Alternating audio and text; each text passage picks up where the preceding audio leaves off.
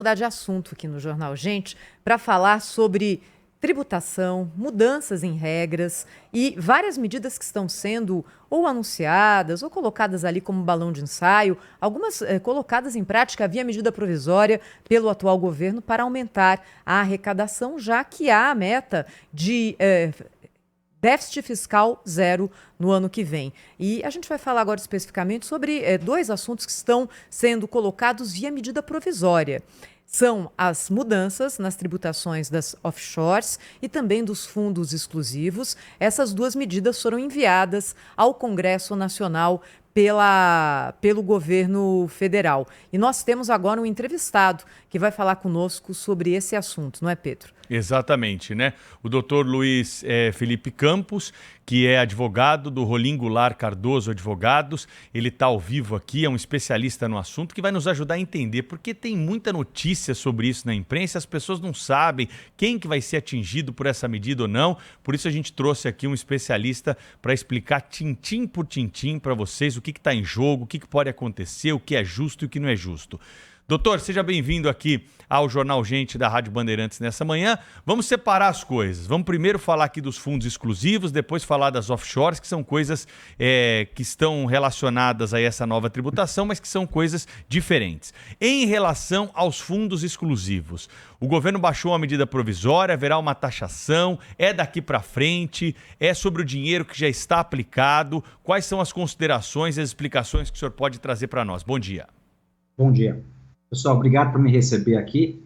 Em relação aos fundos domésticos, esses fundos onshore, né, os fundos exclusivos que a gente chama, eles tinham um tratamento tributário que era diferenciado, né? Eles não pagavam come-cotas, né, que os fundos abertos, que a gente vende no varejo, por exemplo, eles tinham. Então, em maio e novembro, você tem uma antecipação do imposto de renda que seriam 15% antecipado sobre os rendimentos que você tem naquele fundo.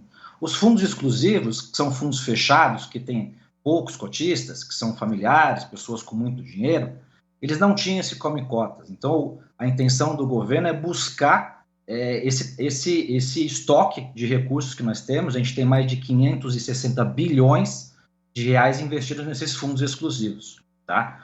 Então, a ideia aqui, e é uma coisa que vai ter litígio fiscal, e é claro que vai acontecer isso, porque a ideia aqui, para levantar dinheiro rápido do governo, a ideia é tributar o estoque do que ainda não foi por passado. Então, nós temos aqui, todo mundo sabe, acho que o princípio de que a lei tributária não pode retroagir, então se eu crio ou aumento um tributo, não pode ter efeitos retroativos.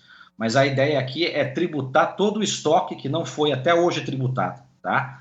Então, existe uma discussão na literatura fiscal, jurídica tributária, que você até poderia fazer isso, tem discussões de realização de renda ou não, mas como você é ilíquido, você não vendeu, você não amortizou aquela cota do fundo, então você não tem o recurso para poder pagar o tributo.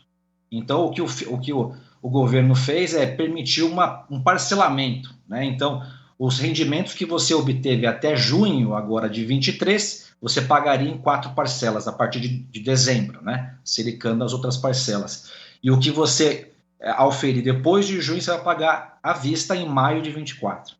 Então, assim, isso vai acontecer, vai ter discussões judiciais em relação a isso por essa carga retroativa da lei, né? Acho que esse é um ponto, tá, pessoal? Pedro, Thaís, Cláudio Humberto e Sônia. Doutor Luiz Felipe, muito bom dia, bem-vindo ao nosso programa, é uma honra contar com a sua presença aqui para esclarecer esse assunto, né? O governo, quando nessa sua ânsia, nessa sua sede de taxar, né, só produziu impostos até agora, inclusive essa medida que o senhor nos explicou, mas ele sempre parte de uma alegação mentirosa, né, de que são segmentos que não pagam impostos. Essas pessoas precisam pagar impostos e tal. Elas pagam impostos, e pagam, e não é pouco, né? Queria que o senhor explicasse isso, sobre essa alegação de que a ideia é taxar quem não pagava impostos, né? A ideia aqui, Cláudio Humberto, é que há um diferimento hoje que esses fundos exclusivos têm, porque eles acabam pagando o tributo do mesmo jeito, então eles vão pagar o 15%, o 22,5%, quando eles amortizarem ou resgatarem as cotas do fundo. como eles não têm, às vezes, esse poder discricionário de vender a cota ou resgatar a cota, porque eles estão no fundo e têm que ficar por 10 ou 15 anos sem poder sair de lá, então é como se ele não tivesse esse poder de alienar, esse resgatar ou amortizar a cota. Então ele vai pagar, só que ele vai pagar lá no final, quando ele resgatar ou amortizar esse investimento. O que o governo quer fazer agora para garantir esse fluxo de caixa, né, para poder fazer frente a esse zero déficit, é antecipar essa tributação, sabendo que o estoque é muito grande, né? A gente está falando de poucos fundos, sei lá, está falando de 15% ou 12% dos fundos, mas são mais de 500 bilhões de reais, né? Porque é questão de estoque de fundos, né? Eles vão pagar o tributo, só que não é nesse momento. E a ideia de antecipar essa tributação sobre o estoque que já está lá, é isso que é a intenção deles, né? Já aconteceu isso no passado, porque a ideia é levantar um dinheiro rápido. Como eles viram que isso poderia dar um litígio, eles pararam, né? Mas agora parece que eles estão tentando mais uma vez. Doutor Luiz, prazer tê-lo conosco aqui no Jornal Gente, a Sônia Blota. É isso que eu queria entender, porque até 2004 os fundos de investimento não tinham o chamado come-cotas, né? Que foi introduzido por necessidade de aumento de arrecadação. Agora querem taxar fundos exclusivos de offshores. Isso não pode ser entendido como uma antecipação de pagamento de impostos? Ou seja, quer dizer, incidência de tributo deveria ocorrer quando o dinheiro é sacado, não? Perfeito. A ideia para a pessoa física é sempre regime de caixa, então a gente deveria ter a realização da renda. Como aqui não houve a realização da renda, o come-cotas é como se fosse uma antecipação, efetivamente. Então, tratado como antecipação. Existe uma discussão jurídica sobre se essa renda foi ou não realizada e seria, portanto, tributável, né? Mas como é uma realidade o come-cotas hoje, todo mundo paga, se você tiver R$100 no fundo, você está pagando come-cotas em maio e novembro, nos fundos abertos, né? Eles querem apenas equalizar esse tratamento para os fundos exclusivos que tinham esse diferimento, até porque o cotista geralmente não tem esse poder de sair em um ano, depois ele entra de novo, ele tem que ficar lá por 10 ou 15 anos. Eu acho que isso, inclusive, aumenta esse descompasso entre a realização da renda, porque ele não tem aquele poder de tirar a hora que ele quiser, né? Ele colocou o dinheiro para deixá-la por um tempo maior. O advogado Luiz Felipe de Campos está falando ao vivo conosco aqui no Jornal Gente sobre essas medidas provisórias que alteram a forma de taxação de fundos exclusivos e de offshores. O senhor já falou bastante sobre fundos exclusivos. O que é que muda nessa proposta que está sendo enviada agora ao Congresso? É uma MP, né? Então já vale até a votação do Congresso Nacional em relação a offshores, doutor Luiz Felipe. Perfeito, Thaís. Thaís, em relação, a gente tinha uma MP que era 1171, em relação à tributação de ativos offshore, né? E como isso depois não passou, a ideia foi fazer um projeto de lei mesmo específico, né? Que foi criado, e acho que foi ontem que ele foi publicado, no dia 28, na verdade. O que ele está querendo fazer é o seguinte: quando você tem um investimento no exterior, na sua pessoa física, você apenas vai tributá-lo no regime de caixa, quando houver a realização da renda. Você vendeu o ativo, repatriar esse ativo. A ideia aqui agora é que também não haja um diferimento. Isso, mesmo que você faça o reinvestimento diretamente na sua pessoa física, se tiver uma conta nos Estados Unidos, por exemplo, para fazer investimentos, ou através de uma entidade legal que você tenha. Eu posso ter uma investida nas Ilhas Caimã, posso ter uma investida em Bahamas, posso ter uma investida nos Estados Unidos. Eu só tributaria os rendimentos decorrentes desse investimento feito nessa entidade legal quando eu repatriasse esses recursos. Porque os investimentos, na verdade, são da empresa, não são meus. Da empresa lá fora. Então, eu tenho uma distância entre esse investimento. A ideia agora é que você consiga tributar isso, ou você tenha que tributar isso toda vez em 31 de dezembro, na sua pessoa física, assumindo algumas condições. Se você tem apenas rendimentos de juros, de royalties, que são rendimentos passivos, você teria que tributar em 31 de dezembro, então você não teria mais o diferimento da tributação, tá? E você pode, inclusive, alternativamente, mesmo que você cumpra o requisito, você pode demonstrar que você tem um investimento como se fosse pessoa física e tributar por regime de caixa, embora você tenha uma entidade legal no exterior. Pelo que eu entendi do que o senhor falou aí, é o seguinte, então nós temos uma inovação que é essa questão da retroatividade, que não faz parte do processo tributário brasileiro.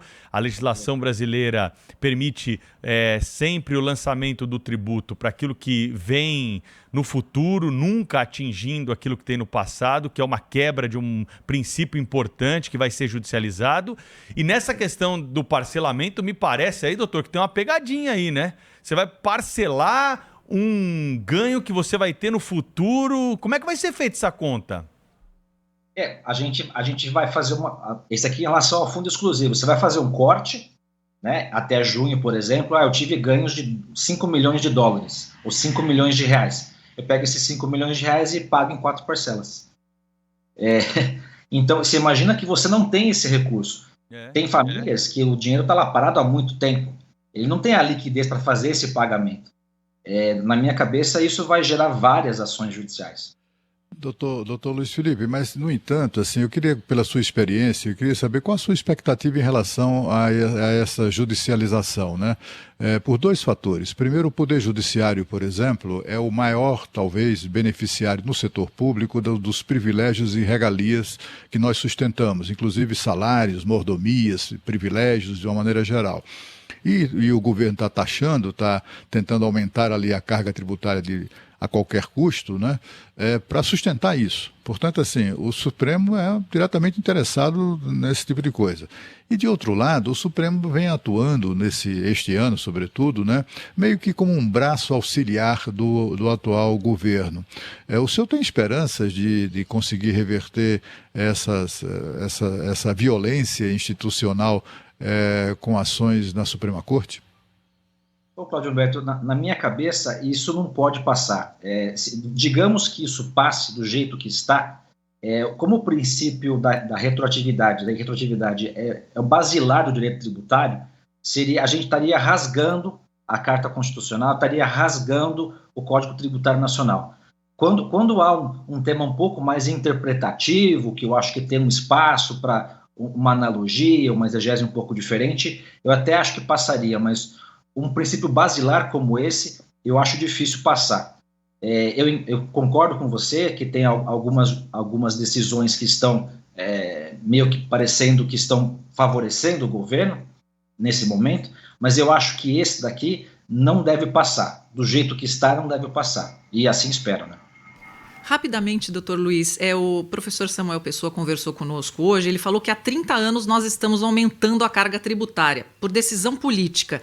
O senhor acredita que esse seja um dos motivos do crescimento baixo do país nos últimos 30 anos? Eu acho que sim, Sônia.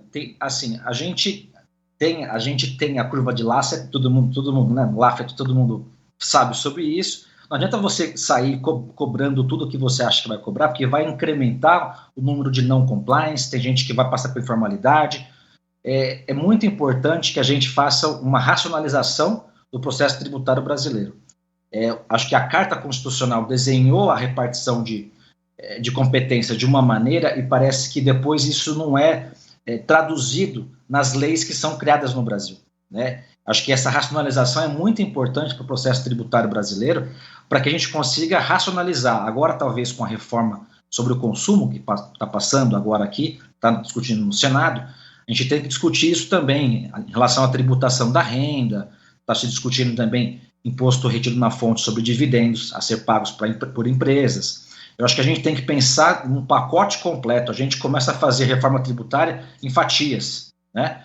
Como o Cláudio Alberto bem pontuou, a reforma administrativa tem que passar antes que eu consiga buscar recursos para poder pagar o Estado inchado do jeito que está, e eu continuo aumentando o Estado, parece que não tem como fechar essa conta, né? Eu tenho que aumentar a receita, e isso é triste. Né? É uma bola de neve.